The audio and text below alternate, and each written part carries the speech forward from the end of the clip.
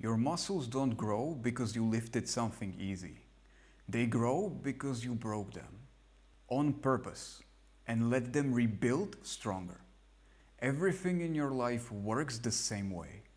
I stayed in the same place for years, not because I wasn't capable, but because I never actually challenged myself enough to change. The goal was never the goal, the challenge was. Something like weightlifting is the literal physical proof.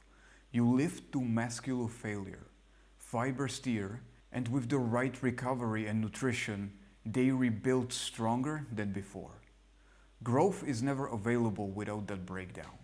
You cannot rebuild stronger without first being pushed past your current capacity. This isn't metaphorical in the gym.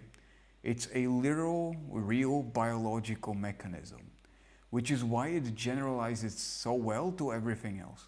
This is the same mechanism for every skill, not just fitness. Any skill, a craft, a business, a relationship capacity, mental resilience, grows through the same pattern. Apply pressure near your limit, absorb the strain, recover or adapt, come back stronger. Comfort maintains you. It does not grow you. If nothing is pushing against you, there is nothing to rebuild from. The specific muscle changes, a skill instead of your biceps, but the growth mechanism itself is constant. The reason why most people plateau, and I did this myself for a while, stayed at the same level because you weren't applying enough pressure on yourself. Most stagnation isn't a ceiling on potential. It is failure to load enough resistance to force adaptation. People often mistake staying safe or comfortable for being stable, when it's actually just decay by another name. No different from muscle atrophy. The right level isn't the biggest possible challenge once. It's the greatest challenge you can bear continuously, periodically, without breaking entirely. The same logic as training. Too little weight means no growth. Too much injury and you're set back further than you even started. Growth is a repeated practice of finding and pushing that edge, not a single heroic effort.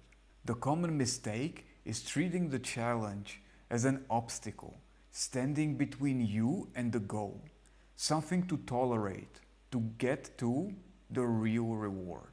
The mental reframe you have to do is that challenge is the goal, playing out over time. The version of you capable of bearing the challenge is already the version of you that has the outcome. This is why embracing the journey isn't a consolation prize. It's literally the mechanism by which the goal gets built into who you are. So the correct way to manifest, if done right, isn't wishing or visualizing your way into some kind of outcome.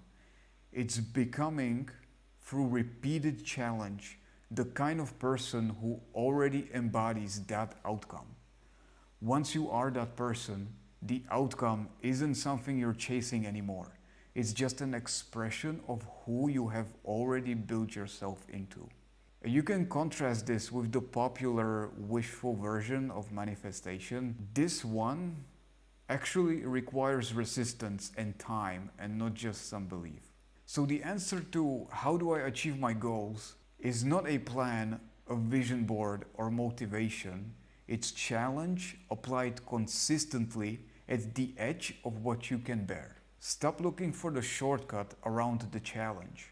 The challenge was never in the way of the goal.